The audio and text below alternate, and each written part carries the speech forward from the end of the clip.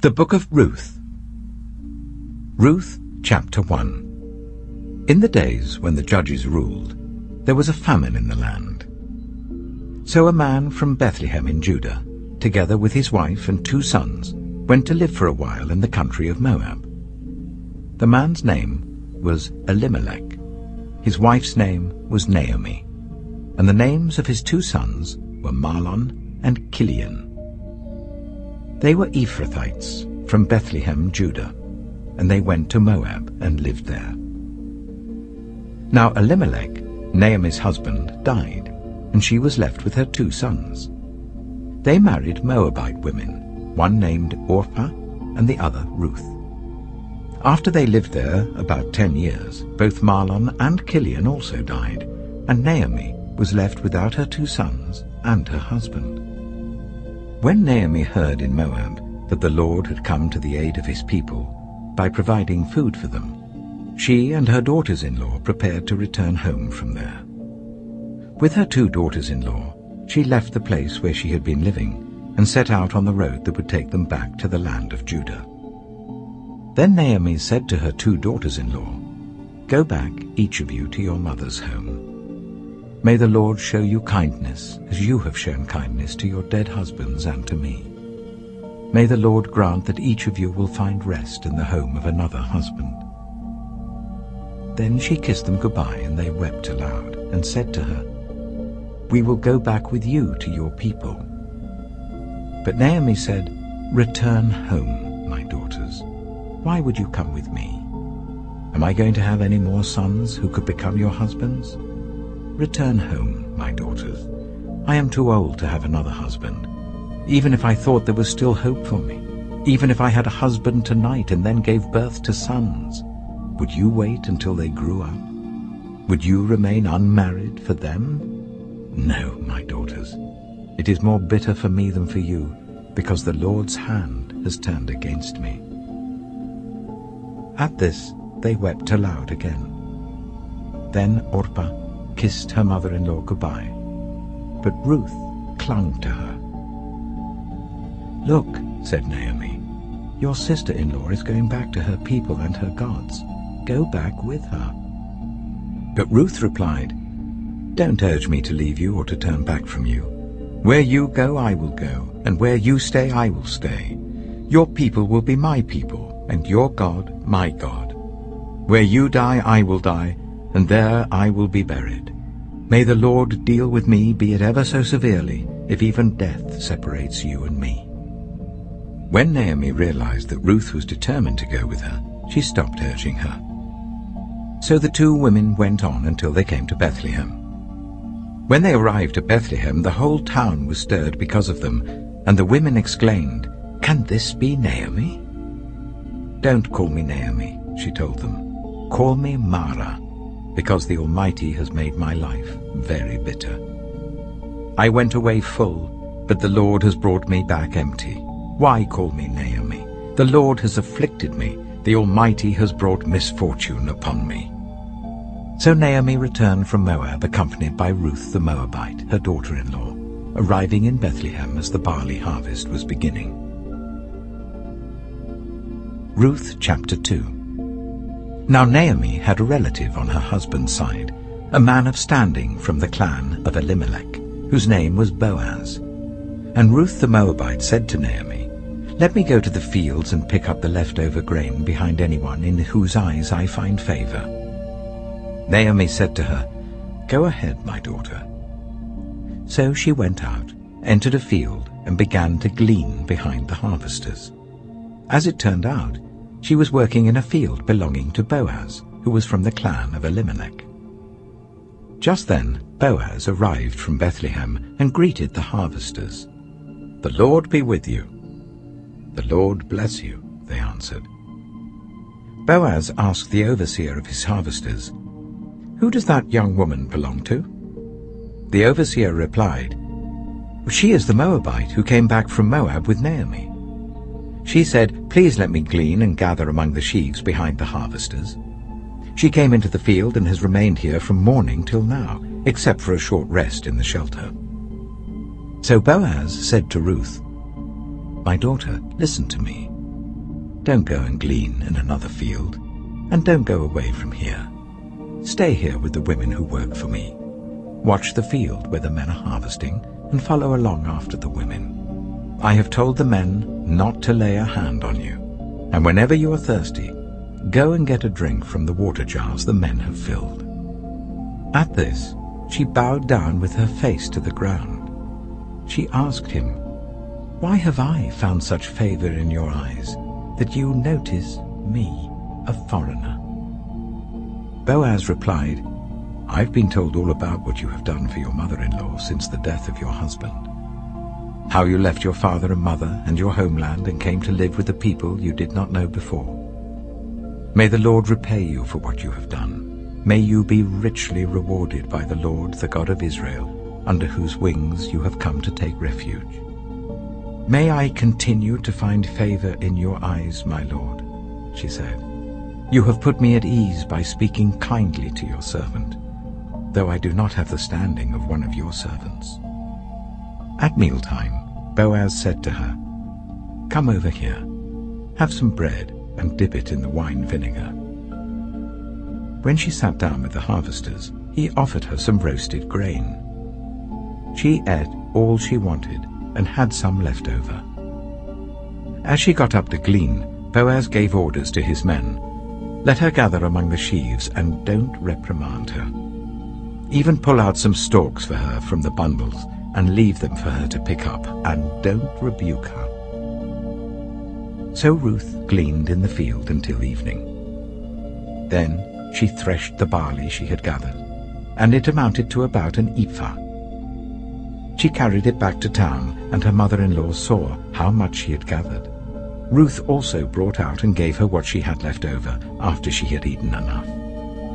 Her mother-in-law asked her, "Where did you glean today? Where did you work? Blessed be the man who took notice of you." Then Ruth told her mother-in-law about the one at whose place she'd been working. "The name of the man I worked with today is Boaz," she said. "The Lord bless him," Naomi said to her daughter-in-law. "He has not stopped showing his kindness to the living and the dead." She added, "That man is our close relative. He is one of our guardian redeemers." Then Ruth the Moabite said, "He even said to me, 'Stay with my workers until they finish harvesting all my grain.'" Naomi said to Ruth, her daughter-in-law, "It will be good for you, my daughter, to go with the women who work for him, because in someone else's field you might be harmed." So Ruth stayed close to the women of Boaz to glean until the barley and wheat harvests were finished, and she lived with her mother-in-law. Ruth chapter 3. One day, Ruth's mother-in-law, Naomi, said to her, "My daughter, I must find a home for you, where you will be well provided for. Now Boaz, with whose women you have worked, is a relative of ours. Tonight he will be winnowing barley on the threshing floor. Wash, put on perfume, and get dressed in your best clothes. Then go down to the threshing floor, but don't let him know you are there until he has finished eating and drinking. When he lies down, note the place where he's lying. Then go and uncover his feet and lie down. He will tell you what to do." "I will do whatever you say," Ruth answered. So she went down to the threshing floor and did everything her mother-in-law told her to do. When Boaz had finished eating and drinking and was in good spirits, he went over to lie down at the far end of the grain pile. Ruth approached quietly, uncovered his feet, and lay down. In the middle of the night, something startled the man. He turned, and there was a woman lying at his feet. "Who are you?" he asked. "I am your servant Ruth," she said. "Spread the corner of your garment over me, since you are a guardian redeemer of our family." "The Lord bless you, my daughter," he replied. "This kindness is greater than that which you showed earlier. You have not run after the younger men, whether rich or poor. And now, my daughter, don't be afraid. I will do for you all you ask. All the people of my town know that you are a woman of noble character. Although it is true that I am a guardian redeemer of our family, there is another who is more closely related than I. Stay here for the night, and in the morning, if he wants to do his duty as your guardian redeemer, good, let him redeem you. But if he is not willing, as surely as the Lord lives, I will do it. Lie here until morning." So she lay at his feet until morning, but got up before anyone could be recognized. And he said, "No one must know that a woman came to the threshing floor." He also said, "Bring me the shawl you're wearing and hold it out." When she did so, he poured into it 6 measures of barley and placed the bundle on her. Then he went back to town. When Ruth came to her mother-in-law, Naomi asked, "How did it go, my daughter?" Then she told her everything Boaz had done for her, and added, "He gave me these 6 measures of barley, saying, 'Don't go back to your mother-in-law empty-handed.'" Then Naomi said, "Wait, my daughter, until you find out what happens, for the man will not rest until the matter is settled today." Ruth chapter 4. Meanwhile, Boaz went up to the town gate and sat down there just as the guardian redeemer he had mentioned came along. Boaz said, "Come over here, my friend, and sit down." So he went over and sat down. Boaz took 10 of the elders of the town and said, "Sit here," and they did so. Then he said to the guardian redeemer, "Naomi, who has come back from Moab, is selling the piece of land that belonged to our relative Elimelech. I thought I should bring the matter to your attention and suggest that you buy it in the presence of these seated here and in the presence of the elders of my people. If you will redeem it, do so. But if you will not, tell me, so I will know. For no one has the right to do it except you, and I am next in line." "I will redeem it," he said. Then Boaz said, "On the day you buy the land from Naomi, you also acquire Ruth the Moabite, the dead man's widow, in order to maintain the name of the dead with his property." At this the guardian redeemer said, "Then I cannot redeem it, because I might endanger my own estate. You redeem it yourself. I cannot do it." Now in earlier times in Israel, for the redemption and transfer of property to become final, one party took off his sandal and gave it to the other. This was the method of legalizing transactions in Israel. So the guardian redeemer said to Boaz, "Buy it yourself." And he removed his sandal. Then Boaz announced to the elders and all the people, "Today you are witnesses that I have bought from Naomi all the property of Elimelech, Kilion, and Mahlon.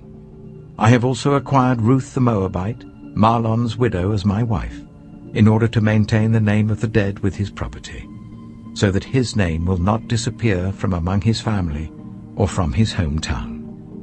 Today you are witnesses." Then the elders and all the people at the gate said, "We are witnesses.